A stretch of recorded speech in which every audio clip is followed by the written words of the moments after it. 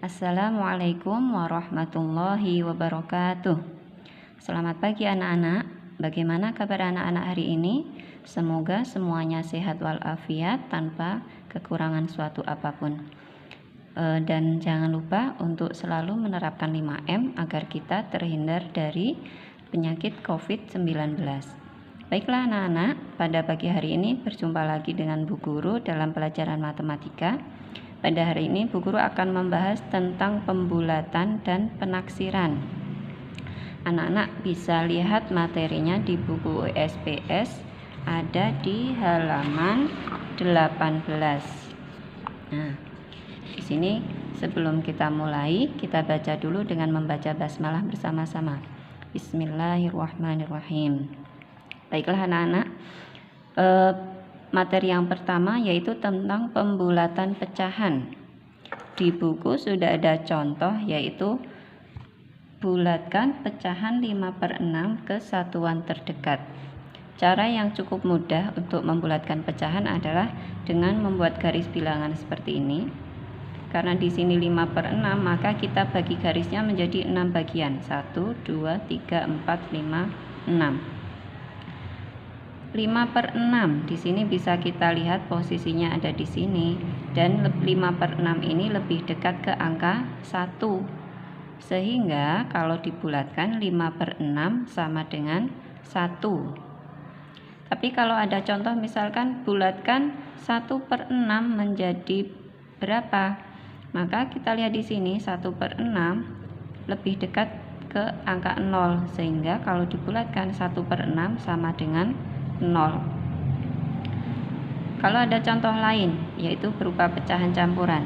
Bulatkan pecahan 21/4 ke satuan terdekat. Yang dibulatkan cukup 1/4-nya saja. Buat garis bilangan yang dibagi menjadi 4 bagian. 1, 2, 3, 4. Ingat anak-anak, angka 1 di sini ini sama saja dengan 4/4 ya. 21/4, 1/4 posisinya ada di sini. Lebih dekat ke angka 0 atau ke angka 1? Ternyata lebih dekat ke angka 0, sehingga 1/4 dibulatkan menjadi 0. Maka pecahan 21/4 sama dengan 2 tambah 0. Kenapa? Karena 1/4-nya dibulatkan menjadi 0. 2 tambah 0 sama dengan 2. Seperti itu. Bisa dipahami? Kalau ada contoh lain, misal 23/4. Kalau kita lihat di garis bilangan, 3/4 itu lebih dekat ke angka 1, sehingga 3/4 kita rubah jadi 1, ya kan? 2 tambah 1 sama dengan 3. Jadi 23/4 kalau dibulatkan menjadi 3. Bisa dipahami ya anak-anak? Oke, kalau bisa dipahami, lanjut ke pembulatan pecahan desimal. Di buku ada contoh 3,7/4. Yang pertama akan kita bulatkan ke satuan terdekat. Karena akan dibulatkan ke satuan terdekat, maka yang perlu diperhatikan adalah angka per 10-nya. Per 10-nya itu yang mana? Per 10-nya adalah angka 7 ini. Angka 7 itu lebih besar daripada 5. Sehingga 7 kalau dibulatkan, maka menjadi berapa? 1. Sehingga 3,74 sama saja dengan 3 tambah 1, yaitu 4. Jadi 3-nya ini tetap, 7/4-nya dibulatkan menjadi 1, sehingga 3,74 sama dengan 4. Kalau ada contoh 3,14 akan dibulatkan ke satuan terdekat. Di sini per 10-nya adalah angka 1. 1 kurang dari 5. Sehingga kalau dibulatkan menjadi berapa? Menjadi 0.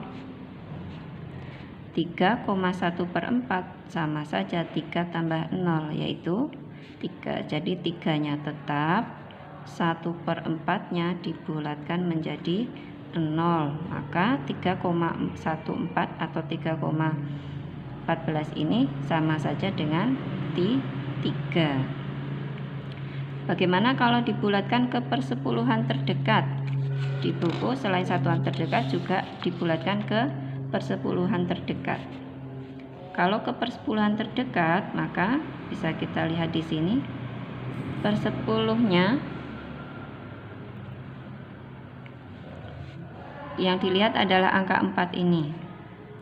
4 itu kurang dari 5, sehingga kalau dibulatkan 4 sama saja 0, maka 3,74 sama saja menjadi 3,7. Jadi angka 4-nya ini hilang. Tapi kalau ada 3,76, 6 ini kan lebih besar daripada 5, sehingga kalau dibulatkan menjadi 1, maka 3,7 tambah 1 menjadi 3,8. Seperti itu anak-anak, bisa dipahami ya. Baiklah, sekarang pembulatan ke persen. Untuk pembulatan ke persen, di situ ada contoh 18%. Dibulatkan menjadi berapa? Menjadi 20%. Kenapa? Dilihat angka 8-nya ini.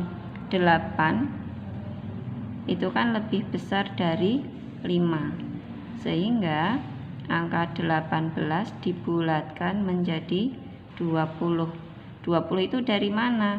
Ini kan 10 ya. 10 hanya adalah 10, di atasnya 10 adalah 20. 73 dibulatkan menjadi berapa? Menjadi 70%. Kenapa? Karena angka 3 di sini kurang dari 5, sehingga 73 dibulatkan menjadi 70. Jadi angka 3 ini dihilangkan, tinggal puluhannya yaitu berupa 70. Misalkan ada contoh lain, 82%, maka yang dilihat adalah angka 2.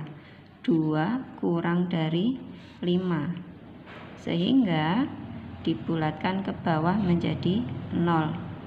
82 menjadi 80, seperti itu. Kalau ada 87%,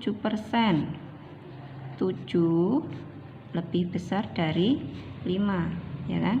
Sehingga angka 80 dibulatkannya ke atas menjadi 90. Jadi kalau pada persen, pembulatannya biasanya adalah ke puluhan.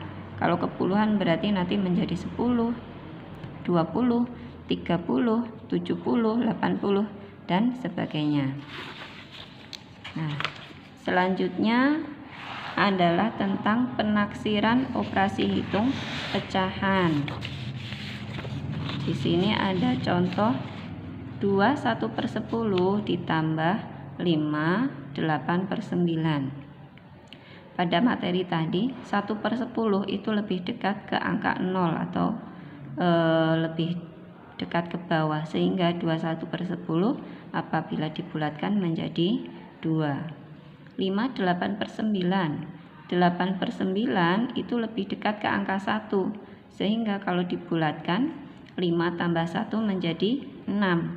2 tambah 6 sama dengan 8. Jadi di sini ketika penaksiran operasi hitung pecahan, pecahan-pecahan di sini hilang, dibulatkan menjadi satuan semua. Contoh lain pada pengurangan 4/5.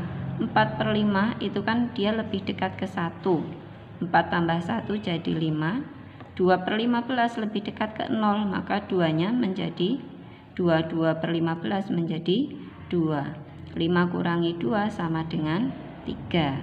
Dan selanjutnya seperti itu, baik pada perkalian, pembagian, semuanya dibulatkan menjadi satuan yang terdekat, sehingga pecahan-pecahan di belakangnya hilang.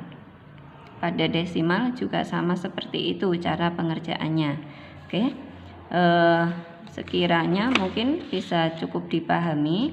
Kalau ada pertanyaan atau anak-anak masih bingung, nanti silahkan tanya ke Bu Guru lagi ya. Atau bisa juga mungkin kalau ayah atau ibu atau kakak bisa mendampingi, bisa mengajarkan, anak-anak bisa bertanya ke ayah, ibu, atau ke kakaknya. Baiklah anak-anak, mungkin itu dulu.